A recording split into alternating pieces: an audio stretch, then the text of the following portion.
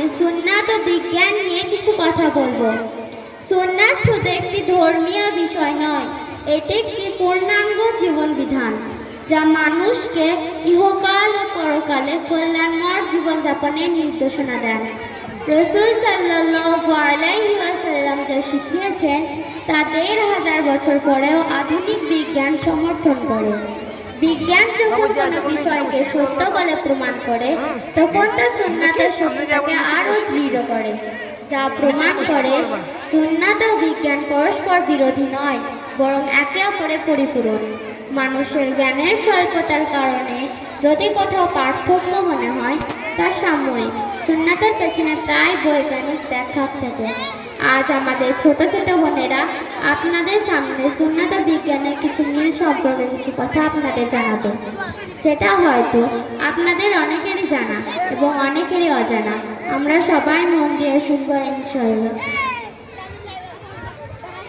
নবী সাল্লাল্লাহু আলাইহি ওয়াসাল্লাম বলেছেন যে তোমরা প্রতিদিন ৫ ওয়াক্তের নামাজের পাশাপাশি সুন্নাত ও নফল নামাজগুলি পড়তে থাকো। বিজ্ঞান গবেষণা করে দেখেছে যে নামাজ মানসিক শান্তি প্রদান করে, নামাজ মস্তিষ্কে রক্ত সঞ্চালন উন্নত করে। বিজ্ঞানের মতে নামাজের ওঠা বসা দাঁড়ানো সবকিছু হাড়ের জয়েন্ট ও পেশির নমনীয়তা বাড়ায়।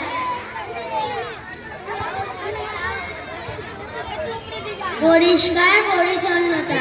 নবী সাল্লাল্লাহু আলাইহি ওয়াসাল্লাম বলেছেন আত-তুহুরু শাতরুল ঈমান, অর্থ পবিত্রতা ঈমানের রহস্য। তোমরা নিজেদের ঘরকে এবং আশেপাশের জায়গাকে পরিষ্কার পরিচ্ছন্ন রাখো।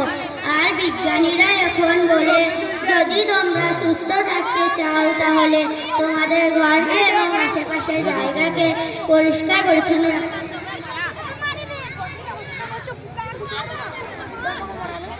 নবী সাল্লাল্লাহু আলাইহি ওয়াসাল্লাম বলে গিয়েছেন তোমরা ঘুম থেকে জেগে ওঠে প্রত্যেকদিন ৫ ওয়াক্তের নামাজের পূর্বে মেসওয়াক করবে। এখন বিজ্ঞানীরা প্রমাণ করেছে যে তোমরা প্রত্যেকদিন নিয়মিত মেসওয়াক করলে তোমাদের দাঁত পরিষ্কার হয়, দাঁতের মাড়ি মজবুত হয়। এছাড়া আরো উপকারিতা আছে। এছাড়া নবী সাল্লাল্লাহু আলাইহি ওয়াসাল্লাম বলেছেন যদি তোমরা কালিমার সাথে মৃত্যুবরণ করতে চাও তাহলে প্রত্যেকদিন মেসওয়াক করতে থাকো।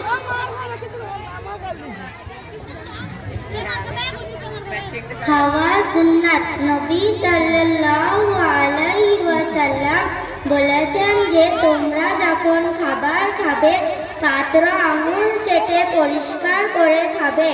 এখন বিজ্ঞানরা বলে খাবার খাওয়ার শেষে পাত্রর মধ্যে এমন এক ধরনের লালা রস থাকে যেগুলো আমাদের হজমে সাহায্য করে, তাই পাত্র আঙুল চেটে পরিষ্কার করে খেলে খাবার তাড়াতাড়ি হজম হয়ে যায়।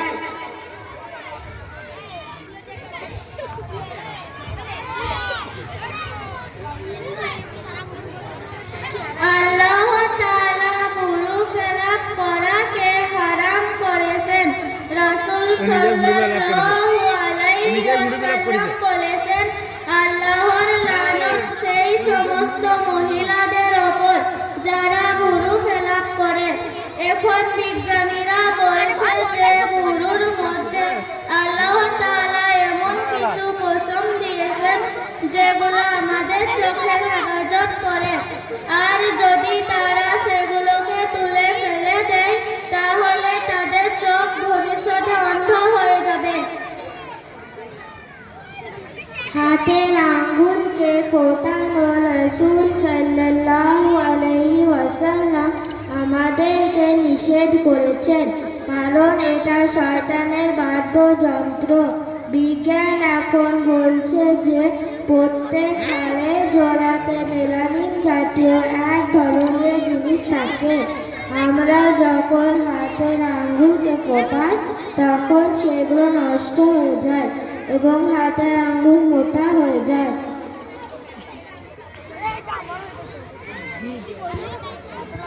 আমাদের নবী সাল্লাল্লাহু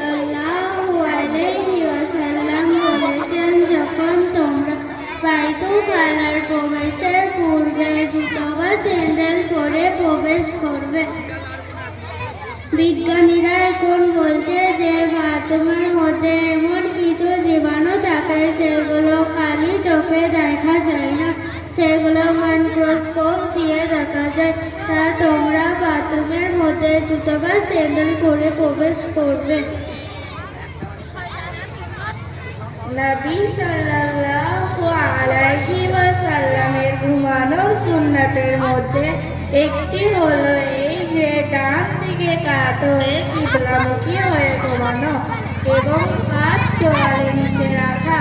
এখন বিজ্ঞান বলছে আমাদের বাঁ দিকে হাত থাকে, আর আমরা যদি বাঁদিক হয়ে ঘুমোই তাহলে আমাদের হাত ঠিকভাবে স্পন্দন করতে পারে না, আর সেই মানুষটির হার্ট অ্যাটাক হতে পারে।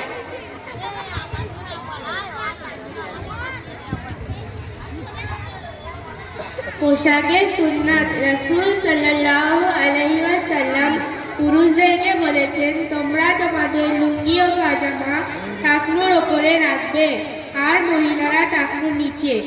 বিজ্ঞানীরা এখন প্রমাণ করেছে যে পুরুষদের টাকনুর ওপরে এমন কিছু হরমোন রয়েছে যেগুলোতে পর্যাপ্ত পরিমাণে আলো বাতাসের প্রয়োজন হয়। পুরুষেরা যদি তাদের টাকনু ঢেকে রাখে তাহলে তাদের শরীরে শক্তি কমে যাবে, আর মহিলারা যদি তাদের টাকনু ঢেকে না রাখে তাহলে সেই সব মহিলাদের শরীর দুর্বল হয়ে যাবে। আজ থেকে প্রায় 1400 বছর পূর্বে আমাদের প্রিয় নবী হযরত মুহাম্মদ সাল্লাল্লাহু আলাইহি সাল্লাম তার সুন্নাতের মধ্যে বলেছেন যে তোমরা সবাই দাঁড়িয়ে পানি পান করবে না। এখন বিজ্ঞানীরা বলছে যে যদি আমরা দাঁড়িয়ে পানি পান করি তাহলে সেই পানিটি সরাসরি গিয়ে আমাদের লিভারে আঘাত করে, তার জন্যে আমাদের লিভারে অনেক ক্ষতি হয়। তাই বিজ্ঞান বলছে তোমরা সবাই বসে পানি পান করবে।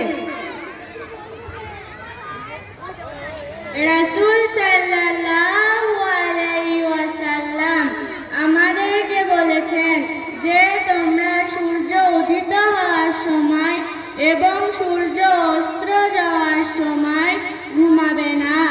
বিজ্ঞান বলে এখন যদি কেউ সূর্য উদিত হওয়ার সময় ঘুমিয়ে থাকে তাহলে তার শরীরে বিভিন্ন রোগ সৃষ্টি হয়, আর যে ব্যক্তি সূর্য অস্ত যাওয়ার সময় ঘুমিয়ে থাকে তাহলে তার স্মৃতির শক্তি কমে যায়। আল্লাহ তাআলা আমাদের উপর রোজাকে ফরজ করেছেন। আল্লাহ তাআলা আমাদের উপর রোজাকে ফরজ করেছেন। নবী সাল্লাল্লাহু আলাইহি ওয়াসাল্লাম বলেছেন, যে ব্যক্তি আল্লাহর রাস্তায় একদিন রোজা রাখবে আল্লাহ তাআলা তার মুখমণ্ডলকে দোজখের আগুন থেকে 70 বছরের রাস্তা থেকে দূরে রাখে। বিজ্ঞান বলে যারা বছরে একটি মাস রোজা রাখে তাদের ক্যান্সারের সম্ভাবনা খুবই কম। এছাড়া তারা হৃদয়ের রোগ থেকে মুক্তি থাকে, তাদের হার্ট ও ব্রেন স্ট্রোক হয় না। মাশাআল্লাহ, খুবই সুন্দরভাবে রাসূল আকরাম সাল্লাল্লাহু আলাইহি সাল্লামের পবিত্র সুন্নাতকে বর্তমানের বিজ্ঞানের সাথে মিলিয়ে আমাদের এই প্রতিজ্ঞা দেখালো। সত্যিই এটা আমাদের জন্য গর্বের বিষয় যে আমরা মুসলমান এবং সুন্নত যদি আমরা মেনে চলি তাহলে আমাদের সব কিছুই হবে আলোয় আলোকিত। এদেরকে আমি মঞ্চ থেকে বিদায় জানানো করবো চকলেটের মাধ্যমে। খুবই দামি জিনিস একটা আমাদেরকে